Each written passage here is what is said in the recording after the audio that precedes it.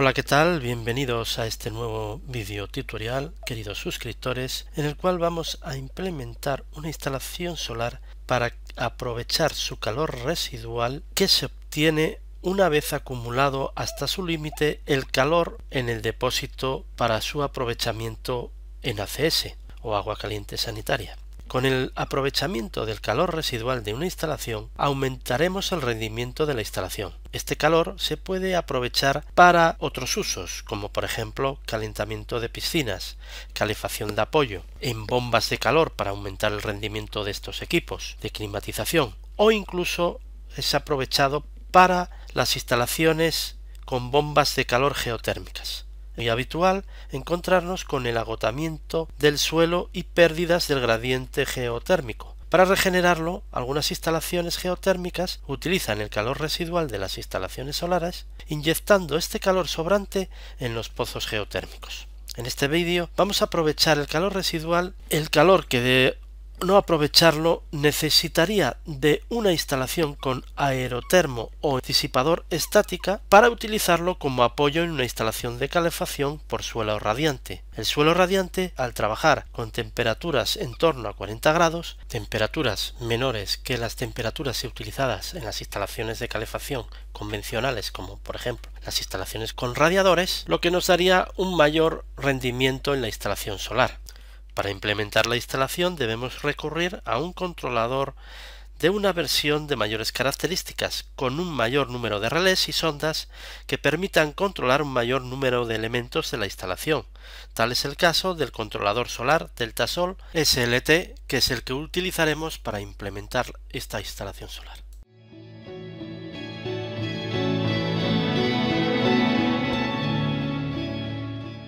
Antes de comenzar a explicar el funcionamiento, pararemos un poco a explicar en qué consiste la regulación PWM o regulación por ancho de pulso. La imagen que vemos en el gráfico refleja la anchura de los pulsos y cada pulso simboliza el tiempo que el motor, o en este caso el circulador, está alimentado con tensión.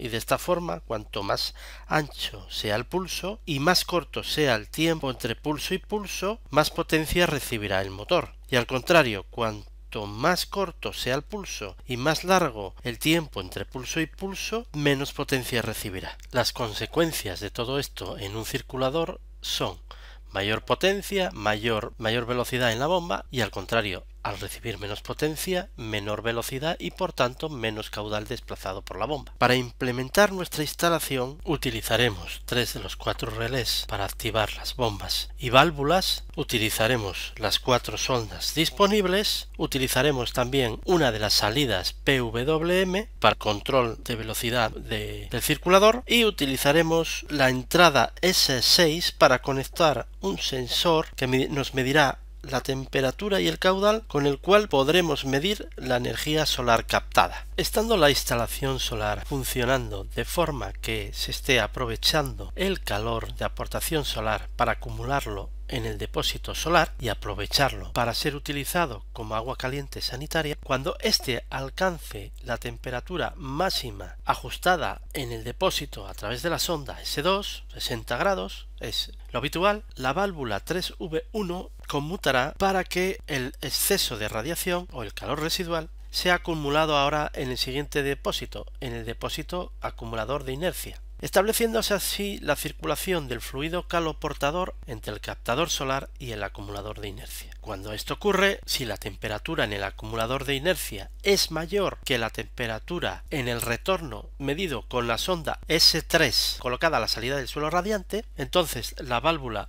V3V2 desviará el retorno del suelo radiante hacia el acumulador de inercia. De esta forma, el calor que debe generar la caldera será mucho menor. Cuanto mayor sea la energía acumulada, mayor será el ahorro en calefacción, pudiendo incluso llegar a ser total si la temperatura en el depósito de inercia aumenta por encima de los 40 grados. Cuando la diferencia entre las dos sondas S4 menos S3 sea inferior a 2 grados, la válvula ahora desviará el retorno hacia la caldera sin pasar por el acumulador de inercia.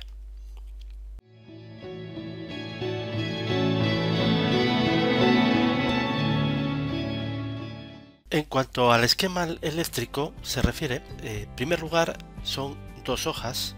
En una primera hoja representamos lo que es el esquema de conexiones del controlador Deltasol SLT y las protecciones, dentro de las cuales lo más destacable es la existencia, además del interruptor diferencial y además de los interruptores magnetotérmicos, uno de ellos para la protección del esquema de mando y el interruptor magnetotérmico para la protección del esquema de fuerza, la existencia de un limitador de sobretensiones. El limitador de sobretensiones nos va a proteger la instalación de las sobretensiones que se puedan producir, por ejemplo, por un rayo. Además, podemos observar una serie de indicaciones numéricas que indican el lugar donde las conexiones que parten de la hoja 1 se conectan a la hoja 2.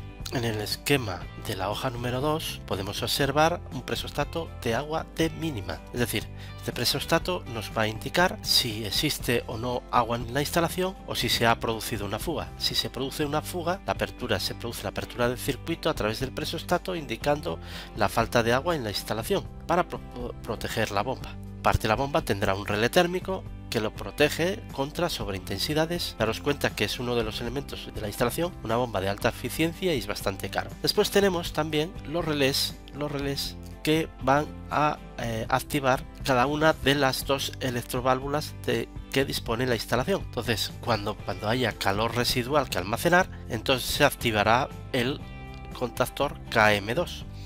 El relé KM3 activará la válvula V3V, la válvula de 3 vías, la número 2, que a su vez dará paso al aprovechamiento del calor residual para la calefacción por suelo radiante, cuando la temperatura tomada con la sonda S4 menos la temperatura tomada con la sonda S3 intercalada en el depósito de acumulador esté en torno a 5 grados.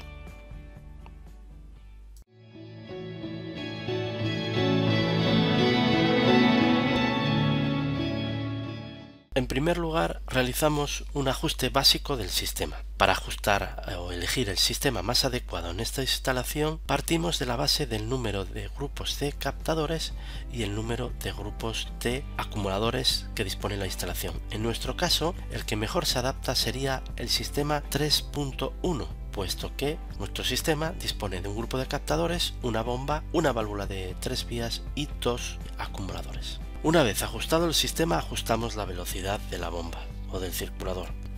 En primer lugar, ajustamos la velocidad mínima de la bomba y esta se comportaría de la siguiente manera. Arranca a su velocidad máxima durante 10 segundos y posteriormente ajusta la velocidad en función de la diferencia de temperatura entre el captador y el depósito, aumentando o incrementando su velocidad en función de si se producen incrementos o decrementos en la diferencia de temperatura entre el grupo de captadores y el acumulador. A continuación realizamos los ajustes correspondientes al sistema de calefacción por suelo radiante, indicando las sondas y los relés que utilizamos para tal fin. En nuestro caso, ya que el relé R1 y R2 están ya utilizados, utilizaremos el R3 para activar la válvula de 3 vías. Otras interesantes opciones que maneja este controlador es la opción de contador de energía. Para ello será necesario que la instalación disponga de un caudalímetro acoplado o conectado a la entrada S4V4 del controlador, o en su caso un sensor grufos de caudal y temperatura que irá conectado a la entrada S6 del controlador. Otra opción que dispone el controlador muy interesante es la monitorización del caudal y la presión, que realiza mediante un sensor grufos de caudal y temperatura acoplado a la entrada S6. Con esta opción podemos detectar sobrepresiones en la instalación o presiones bajas producidas, por ejemplo, por una fuga. Esta opción permite desconectar el circulador para evitar daños en el circulador. Con esta opción podemos prescindir del presostato de mínima en la instalación. Esos serían los ajustes principales que deberíamos hacer. ¿De acuerdo?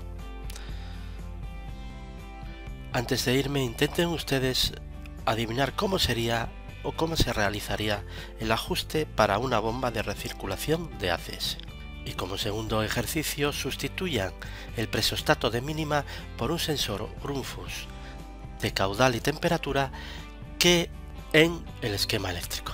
Bueno, y hasta aquí es todo. Espero que les haya gustado, que el vídeo les sea de utilidad y si es así, compártanlo si creen conveniente. Hasta el próximo vídeo. Hasta luego.